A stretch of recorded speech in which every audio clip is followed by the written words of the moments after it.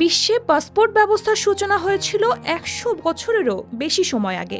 এক দেশ থেকে অন্য দেশে গেলে তিনি রাষ্ট্রপ্রধান হোক বা অন্য কোনো ব্যক্তিত্ব কিংবা সাধারণ মানুষ, প্রত্যেকেরই পাসপোর্ট লাগে। এই পাসপোর্টে সংশ্লিষ্ট ব্যক্তির নাম, ঠিকানা, বয়স, ছবি এবং নাগরিকত্বের প্রমাণসহ স্বাক্ষর থাকে।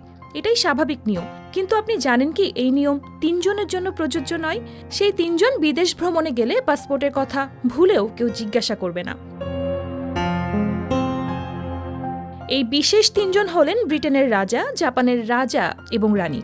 ব্রিটেনের রানী এলিজাবেথ যখন জীবিত ছিলেন তখন তিনি এই সুবিধা ভোগ করতেন। তার মৃত্যুর পর ব্রিটেনের রাজার সেক্রেটারি একটি বার্তা পাঠিয়েছিলেন, যাতে জানানো হয়েছিল যে তৃতীয় চার্লস রাজা হওয়ার পর তিনি পাসপোর্ট ছাড়াই পৃথিবীর সব দেশে অবাধে ভ্রমণ করতে পারবেন।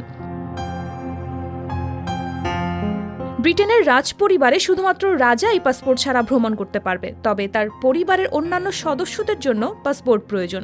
একই নিয়ম জাপানের রাজ পরিবারেও প্রযোজ্য। জাপানের রাজা ও রানীও পাসপোর্ট ছাড়াই বিশ্বের যে কোনো দেশে যেতে পারেন। ব্রিটেনের রাজা সফরে গেলে তার কাছে একটি বিশেষ নথি থাকে, যাতে লেখা থাকে এই নথির মালিককে সকল দেশে অবাধভাবে সফরের অনুমতি দেয়া হবে। অন্যদিকে জাপানের রাজা এবং রানী সফরের আগে সংশ্লিষ্ট দেশের পররাষ্ট্র মন্ত্রণালয়ে তাদের সফরের তথ্য পাঠিয়ে দেন, যাতে তারা ইমিগ্রেশনের চেকিংয়ের মুখোমুখি না হন।